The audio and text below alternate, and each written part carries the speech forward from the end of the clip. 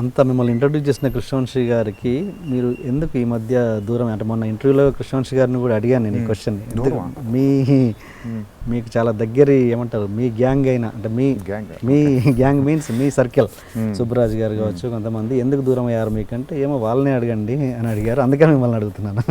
దూరం అవ్వలేదండి actually, to be frank. ఎప్పుడు లాస్ట్ మంత్ కూడా ఒకసారి కాల్ చేసాం, మాట్లాడాను. దూరం అవ్వలేదే, దూరం అవ్వడం ఏం లేదు. ఒక్కోసారి ఏమవుతుందంటే ఒక ఫ్రెండ్షిప్స్లో, ఇప్పుడు మీరు లెటెస్ట్ టేక్ యువర్ ఎగ్జాంపుల్, ఇంతకుముందు ఉన్నప్పుడు ఒక ఛానల్ ఉండేవారు అనుకుందాం, అప్పుడు ఒక ఫ్రెండ్స్ గ్రూప్ ఉంటారు, ఇంకో ఛానల్లోకి వచ్చినట్టు ఇంకో ఫ్రెండ్స్ గ్రూప్ వెళ్తారు. So it doesn't mean that వాళ్ళని వదిలేశారని కాదు కదా, జస్ట్ స్మాల్ డిఫరెన్సెస్ ఏమి ఉండవు, కానీ ఒక చేంజ్ ఇన్ ద లైఫ్ అనమాట. ఒక్కోసారి దాంట్లో వెళ్తాం. మళ్ళీ నాకు కృష్ణవంశీ గారితో మీరు ఎలా అనుకుంటే, ఫస్ట్లో ఆయనతో నా జర్నీ ఆల్మోస్ట్ 1.5-2 years. ఖడ్గం తర్వాత తమిళమ్మాయి టైంలో ఉంది, మళ్ళీ దాని తర్వాత శ్రీ ఆంజనేయ టైంలో ఒక 1.5 year జర్నీ చేశాను.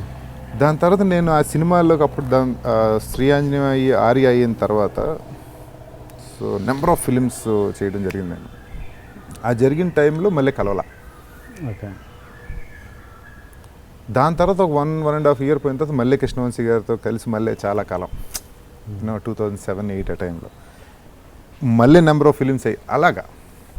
మీకు అర్థమైంది, అది డిఫరెన్స్ ఏం లేదు ఆయనతో. So it's more than a friendship. Vamshi గారు అంటే మాకు అవర్ టీచర్ కదా. సో ఆయనతో అంటే మనకి ఫ్రెండ్స్ అంటే గొడవలు అయ్యి వస్తాయి, టీచర్ స్టూడెంట్కి ఏమంటే our relation is more of like that. So ఎందుకంటే నేను ఆయనతో కూర్చున్నప్పుడు continuously used to learn a lot, and even he used to teach a lot. Teach కాదు కానీ హీ యూస్ టు ప్రతిమైన నాలెడ్జ్ ఉన్న మనిషి, అండ్ ఫెంటాస్టిక్ మైండ్, అద్భుతమైన మైండ్. సో ఆయన దగ్గర కంటిన్యూస్గా ఆయనతో సోది ఉండదు, కంటిన్యూస్ ఒక ప్రొడక్టివిటీ ఉంటుంది మాట్లాడేటప్పుడు. So used to tell like ఇది ఇలాగా అంటే ఈ కూర్చుని used to watch lot of films. And ప్రతి ఫిలింలోని ఏదన్నా వచ్చినప్పుడు పాస్ చేసి used to tell why is like that, why is the shot is like that, why the lens is like that, why the ambience is like that. So ours is more of but మీరు పూరి గారికి connect అయిన తర్వాత కంటిన్యూస్గా నాకు తెలిసి ఏ cinema miss అవ్వలేదు అనుకుంటాను. పూరి గారు కదా మిస్ అయ్యారా? అయ్యో అవునా, పూరి గారితో నేను చేసిన మోస్ట్లీ 10-11 ఫిల్మ్స్ ఉంటాయి out of his 25 films. But almost max movies బాగానే చేశాను, 10-12 ఫిల్మ్స్ చేశాను. అక్కడ ట్రావెల్ చేసినంతగా ఇక్కడ ట్రావెల్ చేయలేదు కదా, అంతమంది ట్రావెల్ ఏం లేదు. అన్న వంశీ గారు సూట్ అవుతుండ్రు, పూరి గారు కూడా. Unless they see me in the character they won't give me a character, right? So Vamshi గారు కూడా ఖడ్గం తర్వాత శ్రీ ఆంజనేయం తర్వాత ఆయన సినిమాలు చేశారు, మధ్యలో ఎక్కడ సెట్ అవ్వాల. బట్ ఒక క్యారెక్టర్, ఒక పెక్యులర్ క్యారెక్టర్ ఒకటి నాకు మళ్ళీ శశరిగా పడినలో ఇచ్చారు. So it's a more fun field character. అది అసలు నాకే సర్ప్రైజ్ ఎలిమెంట్ కింద ఉంటుంది ఆ క్యారెక్టర్. ఇప్పుడు చూసిన ఫెంటాస్టిక్ షార్ట్స్ ఉంటాయి అందులో. అంటే ఒక wonderful change in the character. నా రెగ్యులర్ కొన్ని రకాలైన స్టీరియోటైప్ క్యారెక్టర్స్ నుంచి అది ఒక వండర్ఫుల్ చేంజ్. అండ్ మీరు యాక్చువల్లీ చెప్పాలంటే నాలో ఒక ఫన్ యాంగిల్ చేసిన క్యారెక్టర్ అదే. సో నేను దాని తర్వాత అలాంటి ఫన్ యాంగిల్ ఉన్న క్యారెక్టర్స్ అలా చేశాను.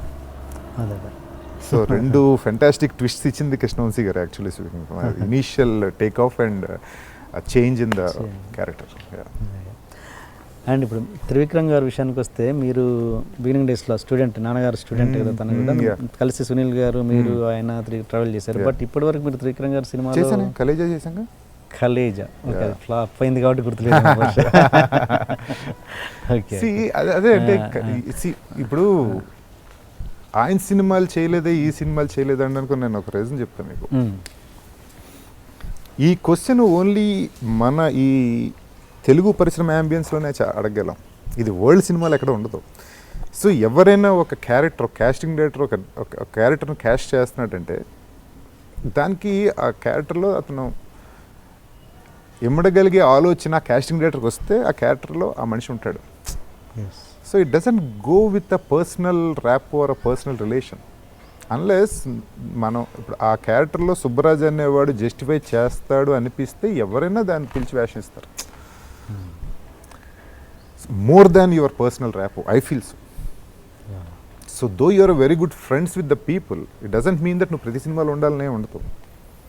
అదే ఆ వేషానికి అతను ఆ జస్టిఫికేషన్ చేయగలడు అని అతనికి అనిపిస్తే, who ever the person, I think he'll give you the character is what I believe in, and I think that's the truth. ఒక పర్సనల్ ర్యాపో మీద ఎన్నుంటే 2-3 సినిమాలు వస్తాయి. స్మార్ట్లో జీవితాంతం ఇవ్వలేరు కదా, అలా చేయలేరు కదా. అలాంటి అట్మాస్ఫియర్ ఉందంటారా తెలుగు ఇండస్ట్రీలో?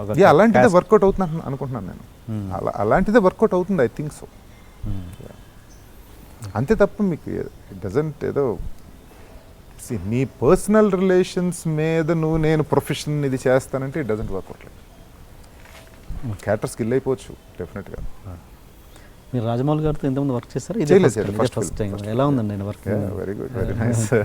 ఏంటో మంచి ఎక్స్పీరియన్స్ చెప్పండి బాహుబలి 2లో. బాహుబలి 2 ఎక్స్పీరియన్స్లా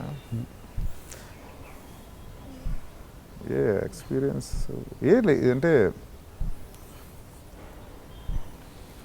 నేను ఫస్ట్ అంటే the very working itself is a great experience, no doubt.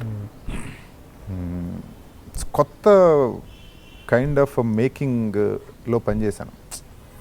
అంటే ఇలాంటి కైండ్ ఆఫ్ అంటే ఐ థింక్ ఈ కైండ్ ఆఫ్ ఫిలిమ్స్కి అలాగే చేస్తారేమో, నాకు తెలీదు. But first time I encountered such kind of a making. నాకు ఎప్పుడు ఇలాంటి అంటే ఆయన స్టైల్ డెఫినెట్గా ఒక విభిన్నమైన స్టైల్లోనే ఉంటుంది అయింది. సో ఇది ఏంటంటే మోర్ ఆఫ్ యువర్ గెటప్స్ మీద, సో ఆభరణాల మీద ఎప్పుడు వినడం తప్ప, ఎప్పుడు ఎన్టీ రామారావు గారు చేసేవారు, నాగేశ్వరరావు గారు చేసేవారు, అప్పట్లో సత్యనారాయణ గారు చేసేవారు అని వినడం తప్ప ఎలా చేసేవారు, అవన్నీ పెట్టుకుంటే ఎలా ఉంటుందో, సో ఒక థాట్ ఎప్పుడు రాలా అంటే మేము. సో ఈ సినిమాతో అవన్నీ నెరవేరినాయి. ఓకే, షూటింగ్ ప్రాసెస్లో షూటింగ్ ప్రాసెస్లో నైస్ ఇన్సిడెంట్స్ అంటే నేను I can't reveal the scenes, but కొన్ని రథాల మీద అలవాటు లేని పనులు అవన్నీ మనకి. గుర్రాలు మనం చెప్పిన మాట వినవు, మనం గుర్రాలకి మనం చెప్పింది వాటికి అర్థం కాదు. సో ఒక గుర్రం ఏంటంటే రెడీ అన్న మాటకి దానికి మూవ్ అవ్వాలి అనేదో అర్థమైంది, దానికి అలా ఫిక్స్ అయింది అది. బట్ మన స్టార్ట్ అయ్యేది ఎక్కడ స్టార్ట్ అవుతుంది? యాక్షన్ దగ్గర స్టార్ట్ అవుతుంది. సో రథం మీద నుంచున్నాం, అతను మనకేంటంటే ముందు షార్ట్ రెడీకి ముందు అంటే ముందు రెడీయా అంటారు. So everything if everything is ready then they will go for camera and action. So అప్పటికి దాన్ని రెడీ అని అనకుండా మ్యాక్సిమం యాక్షన్ చెప్పడానికి అలాంటి రెడీ అనేది యాక్షన్ కింద అర్థమైంది. సో మార్చుకుని చేస్తున్న టైంలో అలవాటు మీద రెడీ అని వచ్చింది, తప్పని వెళ్ళింది. సో దానికి కట్టుకుని కూడా ఏదో కట్టుకున్నాను నేను దానికి. పడిపోయి చూస్తుంటే చక్రం ఇలా తిరుగుతుంది నాకు, అంటే వెళ్ళిపోతుంది రన్లో. సో వెంటనే లేచి ఇలాంటి చిన్న ఉంటాయి తప్ప అంత పర్ఫెక్ట్ ట్రైనింగ్ గుర్రాలకి అయ్యో మరి ఉండాలి కదా, లేకపోతే అంత ఒక పర్ఫెక్షనిస్ట్ దగ్గర perfect doing an awesome film. ఆ పర్ఫెక్షన్ లేకపోతే అన్నిట్లోని అందరిలోని ఒక యాక్టర్స్లోని, గుర్రాల్లోని, ఆబ్జెక్ట్స్లోని, అంబియన్స్లోని, ప్రాప్స్లోని, అన్నిట్లోని ఒక కొరిలేషన్ లేకపోతే అలాంటి ఒక అవుట్పుట్ రాదు.